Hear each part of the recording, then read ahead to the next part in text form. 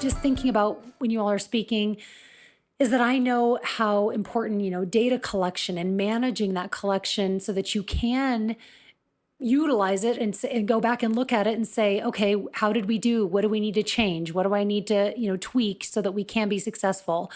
How do you all, as BCBAs and SLPs, how do you handle that data collection and management?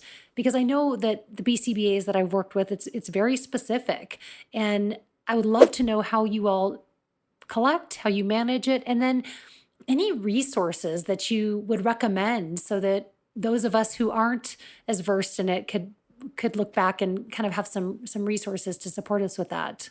The way we advocate for the most effective data collection is honestly the use of time sampling and intervals, and then just having or having therapists who say, okay, the goal will be measured. The child will be able to make 10 two-word requests in a 5-minute interval as their terminal goal. And what we're going to do along the way with that prompting and that support is we're going to take data in those kind of intervals.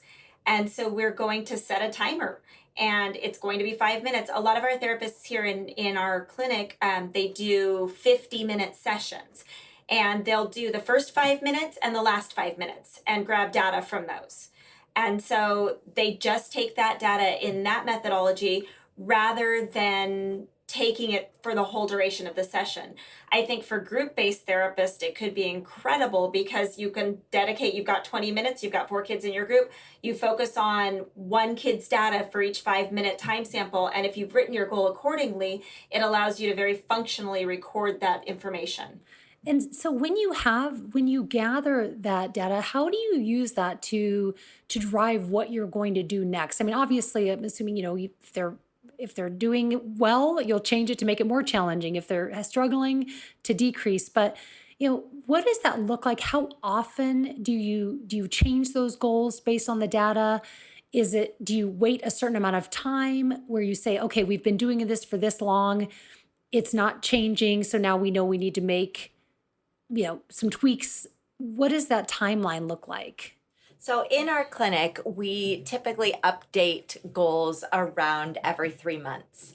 But we definitely advocate for watching that data really from session to session and never really waiting if you start seeing a trend.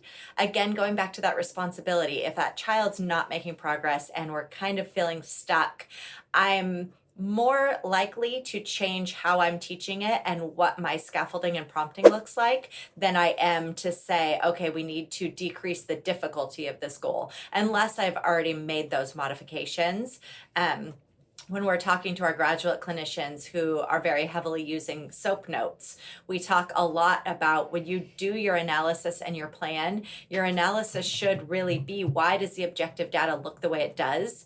What modifications have I made and what were the effects of those? And then my plan is really going to be, okay, what do I need to change next time to make sure that we are meeting this goal? Because hopefully I've written a goal that is functional and appropriate for the student. So what are the things I need to change?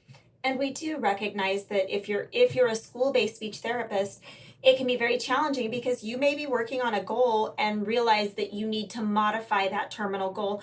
But we would always say it's a small meeting to do an amendment on an IEP, and parents are going to welcome it. If you say, wow, he's making so much progress, he's going to meet this goal and I need to make it harder. Or if you say, I wrote this goal and I need to help him in a different way. We try to get rid of the term like he's not making progress or he's not meeting it.